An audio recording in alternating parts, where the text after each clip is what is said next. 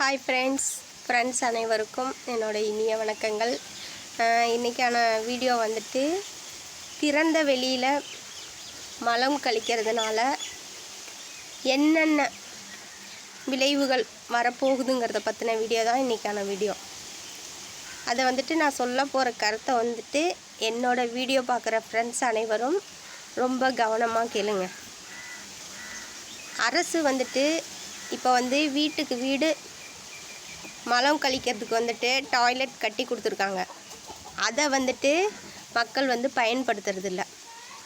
இப்போ சிட்டியிலனா சொல்ல தேவையில்லை. ஏன்னா சிட்டியில் வந்துட்டு இந்த காட்டு பகுதியெல்லாம் கம்மியாக தான் இருக்கும். அப்போ அவங்க அதிகம் டாய்லெட் தான் யூஸ் பண்ணுவாங்க. ஆனால் இந்த கிராமத்தில் இருக்கவங்க வீட்டில் கழிப்பறை இருந்தாலும் என்ன பண்ணுவாங்க, வெளியில் போயிட்டு தான் காலை கடனை முடிப்பாங்க. அதனால் நிறைய பிரச்சனைகள் வர்றதுக்கு வாய்ப்பு இருக்குது. இதை யாரும் சரியாக தெரிஞ்சுக்கிறதில்ல, புரிஞ்சுக்கிறதில்ல. இப்போ ஒன்றும் இல்லைங்க, கிராமத்தில் இருக்கவங்க என்ன பண்ணுவாங்க, குழந்தைங்களாம் மலம் கழிக்க போகணும்னா உடனே என்ன பண்ணிடுவாங்க, வீட்டுக்கு முன்னாடி ரோடு இருந்துச்சுன்னா அதுவும் மண் ரோடாக இருக்கும். மண் ரோட்டில் என்ன பண்ணுவாங்க, கொண்டு போய் குழந்தைய வச்சுட்டு வீட்டில் வேலையை பார்ப்பாங்க. அப்போ என்ன ஆகும், அந்த குழந்தை என்ன பண்ணும், அந்த மண்ணெல்லாம் எடுத்து வாயில் வைக்கும். திரும்ப அதில் கல்லெல்லாம் கிடக்கும், கல் எடுத்து அது படுக்க எடுத்து முழுங்கும். அடுத்து திறந்த வெளியில் போகிறதுனால அவங்க குழந்தைய கொண்டு விட்டுட்டு வீட்டுக்குள்ளே போய் வேலையை பார்ப்பாங்க. அப்போ பாம்புகள், பூச்சி பொட்டுகள் வர்றதுக்கு வாய்ப்பு இருக்குது. அது குழந்தைங்கள தீண்டிரும். ஆனால் அது அந்த குழந்தைக்கு அது தெரியாது, இதுதான் கடிச்சிச்சின்னு தெரியாது. நாம் குழந்தைய என்னடா குழந்தை அழுகுதுன்னு சொல்லிட்டு நாம் வெளியில் பார்த்தோன்னா அது என்ன சொல்லும், அம்மா என்னை பூச்சி கடிச்சிருச்சுன்னு தான் சொல்லும். இது கடிச்சிச்சின்னு அதுக்கு சொல்ல தெரியாது. இந்த பிரச்சனைகள்லாம் நம்மளுக்கு தேவையா? எதுக்கு அரசு வீட்டுக்கு வீடு கழிப்பறை கட்டி கொடுத்துருக்காங்க? கழிப்பறையில் போய் குழந்தைங்கள விட்டு மலம் கழிக்க விட வேண்டியதானே? மலம் கழிக்க விட்டு பழக்குங்க முதல்ல. மெயினாக இந்த வீடியோ கிராமத்தில் இருக்கவங்களுக்கு தான் மெயினாக இந்த வீடியோ. இதை நல்லா புரிஞ்சுக்கோங்க. தயவு செஞ்சு குழந்தைங்கள வெளியில், அதாவது இந்த காடு புல் தலை பூண்டு இருக்கிற இடத்துல தயவு செஞ்சு குழந்தைங்கள மலம் கழிக்க விடாதீங்க. வீட்டில் டாய்லெட் இருந்துச்சுன்னா டாய்லெட்டில் விடுங்க. அதுவா நீங்கள் இருந்தீங்கனாலும் அந்த மாதிரி விட்டிங்கன்னா குழந்தை பக்கத்தில் போய் நீங்கள் முதல்ல இருந்துக்கிட்டு அதுக்கப்புறமா அது அதோட வேலையை முடிச்சோன்னா அதுக்கப்புறம் வீட்டில் கொண்டு விட்டுட்டு அதுக்கப்புறம் நீங்கள் வேலையை பாருங்கள். நீங்கள் பாட்டுக்கு விட்டுட்டு வெளியில் போகுன்னு சொல்லிவிட்டு நீங்கள் விட்டுட்டு போவீங்க.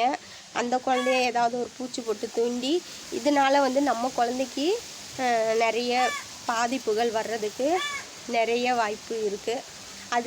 அது மட்டும் இல்லை, இந்த சம்பவம், நானும் ஒரு வில்லேஜ் கேர்ள் தான். இந்த சம்பவம் எங்கள் ஊர்லேயும் நடந்திருக்கு. நான் சொன்னது ஒரு குழந்தைய பற்றி நான் சொன்னேன். இதே பெரியவங்களே வீட்டில் டாய்லெட் இருக்குது, டாய்லெட்டில் போகாமல் திறந்த வெளியில் போகிறதுக்காக நைட்டில் கையில் மொபைல் எடுத்து பேசிக்கிட்டு போயிருக்காங்க. ஆனால் காலில் அந்த பாம்பு கடித்தது கூட தெரியாத அளவுக்கு அவங்க ஃபோன் பேசிக்கிட்டு அவ்வளோ கவனக்குறைவாக போயிருக்காங்க. போயிட்டு திரும்ப வீட்டுக்கு போகையில் அது அவங்க உடம்புல ஏதோ ஒரு விஷத்தன்மை ஏறி இந்த மாதிரி ஆச்சு அப்படின்னு சொல்லிட்டு வீட்டில் போய் பார்த்தோன்னா தான் அந்த பாம்பு கடிச்ச இடத்துல ப்ளட்டு அவங்கள திரும்ப ஹாஸ்பிட்டலில் கொண்டு போய் விட்டு இப்போ சிகிச்சை பண்ணிகிட்ருக்காங்க. இதெல்லாம் தேவையா? எதுக்கு கழிப்பறை இருக்குது வீட்டில்? கழிப்பறை இருந்தால் கழிப்பறையை யூஸ் பண்ணுங்கள். தயவு செஞ்சு திறந்த வெளியில் போகாதீங்க. போனீங்கனாலும் நீங்கள் கையில் மொபைல் எடுத்துகிட்டு போனீங்கன்னா மொபைல் எடுத்து லைட் அடிச்சுக்கிட்டு போங்க. அதை விட்டுட்டு மொபைலை காதில் வச்சுக்கிட்டு நீங்கள் பாட்டுக்கே இருட்டில் போனீங்கன்னா ஏதோ ஒரு பாம்பு கடிச்சிச்சுன்னா மிதித்தோம்னா அது என்ன பண்ணும், உடனே கடிக்கத்தான் செய்யும். அதெல்லாம் இதை நீங்கள் முதல்ல கடைப்பிடிங்க. திறந்த வெளியில் போகாதீங்க. அரசு எதுக்கு ஒவ்வொரு வீடு தவறாமல் கழிப்பறை எதுக்கு கட்டி கொடுத்துருக்காங்க? ஒரு பகல்னா பரவாயில்லைங்க, ராத்திரி டயத்தில் இப்படி போனால் இந்த பிரச்சனையெல்லாம் நிறைய வர்றதுக்கு வாய்ப்பு இருக்குது. தயவு செஞ்சு என்னோடய வீடியோ பார்க்குற ஃப்ரெண்ட்ஸ் அனைவரும் என்னோடய வீடியோ பார்த்துட்டு நான் சொன்ன இந்த கருத்தை வந்துட்டு உங்கள் ஃப்ரெண்ட்ஸுங்கெல்லாம் இருந்தாங்கன்னா அவங்களுக்கு ஷேர் பண்ணுங்கள். இந்த திறந்த வெளியில் மலம் கழிக்க போனால் இந்த மாதிரி பிரச்சனைகள்லாம் வர்றதுக்கு நிறைய வாய்ப்பு இருக்குது. சரிங்களா? நான் சொன்ன மாதிரி இந்த பாம்புன்னு இல்லை, வண்டு கடிக்கிறதுக்கு வாய்ப்பு இருக்குது, கீரிப்புள்ள, அடுத்தது நிறைய பூச்சிகள், இந்த மாதிரி எல்லாம் விஷத்தன்மை உள்ள பூச்சிகள்லாம் நிறையா திறந்த வெளியில் போகிறப்ப வந்து நம்மளை வந்து தீண்டக்கூடிய வாய்ப்புகள் நிறையா இருக்குது. இதை முதல்ல புரிஞ்சுக்கோங்க. நிறைய பேர் என்ன பண்ணுறாங்க, வீட்டில் கழிப்பறை இருக்கும், வீட்டில் கழிப்பறையில் போனோம்னா அந்த லெட்டின் குழி ரொம்ப போயிடும், அது சரியாகாது அப்படின்னு சொல்லிட்டு என்ன பண்ணுறாங்க, திறந்த வெளியில் போகிறாங்க. இப்போ கவர்மெண்ட்டில் கொடுத்துருக்குறாங்க, கவர்மெண்ட்டில் போகிறதுக்கு பாத்ரூம் போகிறதுக்காக கொடுத்துருக்கிறதெல்லாம் சரி. அது அந்த குழி ரொம்ப போயிடும்னு என்ன பண்ணுறாங்க, வெளியில் போயிடுறாங்க. ஏன் குழி ரொம்பனா என்ன, அந்த குழியில் போகிற அந்த கழிவு தண்ணி அப்படியேவா இருக்கும்? அதெல்லாம் அப்படியே இருக்காதுங்க. கீழே என்ன சிமெண்ட்டு போட்டு மூடி, சிமெண்ட்டு போட்டு மோல்டு போட்டால் அவங்களுக்கு வந்துட்டு கழிவறை குழி வந்து உங்களுக்கு ரெடி பண்ணி கொடுக்குறாங்க இல்லையே. அரசு வந்துட்டு நல்லா யோசிச்சுது. அதாவது கழிவுகள் வந்தால் அந்த கழிவு நீர், அந்த கழிவுகள்லாம் வந்து இழுக்கக்கூடிய தன்மை மண்ணுக்கு இருக்குது. அப்போ வந்துட்டு நீங்கள் போகிற அந்த கழிவெல்லாம் என்ன பண்ணும், தண்ணி, அந்த கழிவு இதெல்லாம் என்ன பண்ணும், மண் சாப்பிட்றோம். அப்போ வந்து அந்த கழிவு தொட்டி வந்து ரொம்பறதுக்கு வாய்ப்பு கிடையாது. இதை முதல்ல மக்கள் புரிஞ்சுக்கோங்க. புரிஞ்சுக்கிட்டு முடிஞ்ச வரைக்கும் நீங்கள் வந்து கழிவறையை வந்து பயன்படுத்துகிற மாதிரி நீங்கள் பார்த்துக்கோங்க. ரெண்டாவது, குழந்தைங்களை வந்துட்டு திறந்த வெளியில் போய் மலம் கழிக்க விடாதீங்க. பாத்ரூமில் போயிட்டு, அதாவது டாய்லெட்டில் குழந்தைங்கள உட்கார வச்சு நீங்கள் வந்து ஒரு பழக்கத்துக்கு நீங்கள் கொண்டு வாங்க. சரிங்களா? எதுக்காக சொல்கிறேன்னா, அந்த மாதிரி ஒரு சம்பவம் நடந்திருக்கனால அந்த சம்பவம் நடந்து முடிஞ்சதுக்கப்புறம் வந்துட்டு அந்த குடும்பத்தில் இருக்கவங்க ரொம்ப வருத்தப்படுறாங்க. ஏன் அதை வந்துட்டு அந்த சம்பவம் நடக்கிறதுக்கு முன்னாடியே வந்துட்டு இதை வந்து யோசிச்சுருந்தா அந்த சம்பவம் நடந்திருக்குமா? சொல்லுங்கள் பார்ப்போம். அதனால் இதுக்கு முன்னாடி எப்படி இருந்தீங்களோ தெரியாது, ஆனால் என்னோடய வீடியோ பார்க்குற ஃப்ரெண்ட்ஸ் வந்துட்டு என்னோடய வீடியோவை பார்த்துட்டு உங்கள் ஃப்ரெண்ட்ஸ் அனைவருக்கும் என்னோடய வீடியோ வந்துட்டு நீங்கள் ஷேர் பண்ணுங்கள். ஷேர் பண்ணிவிட்டு நான் சொன்ன கருத்தில் உங்களுக்கு ஏதாவது குறை நிறைகள் இருந்தால் நீங்கள் வந்துட்டு கமெண்டில் சொல்லுங்கள், அதை மாற்றிக்கலாம். அதாவது எதுக்கு நான் சொல்கிறேன்னா, அந்த குழந்தை உங்கள் குழந்தை இல்லை, அது என்னோடய குழந்தை மாதிரி. சரிங்களா? ஒரு குழந்தையோட சேஃப்டி எனக்கு முக்கியம். சரிங்களா? அந்த குழந்தை டிபார்ட்மெண்ட்டில் தான் நான் ஒர்க் பண்ணிகிட்ருக்கேன்.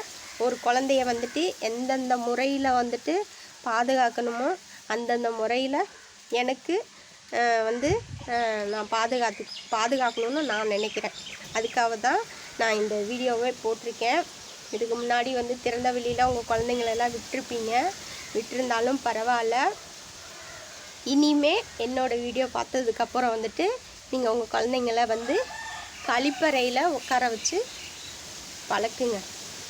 சரிங்களா?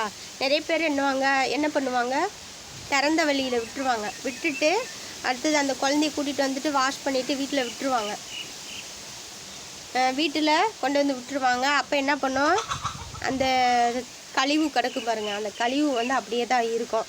உங்கள் குழந்தை திடீர்னு போய்ட்டு என்ன பண்ணும், வாசலில் போய் விளையாடலான்னு சொல்லிட்டு போய் விளையாடும்.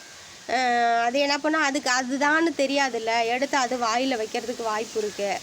திரும்ப என்ன பண்ணும், ஓடி ஆடி விளையாட போவே காலில் ஒட்டிட்டு திரும்ப என்ன பண்ணும், திரும்ப கையில் காலில் எடுத்துகிட்டு வாயில் வைக்கிறதுக்கு நிறைய இந்த மாதிரி திறந்த வெளியில் மலம் கழிக்க போனால் இந்த மாதிரி சம்பவங்கள்லாம் வந்துட்டு நிறைய நடக்கிறதுக்கு வாய்ப்பு இருக்குது.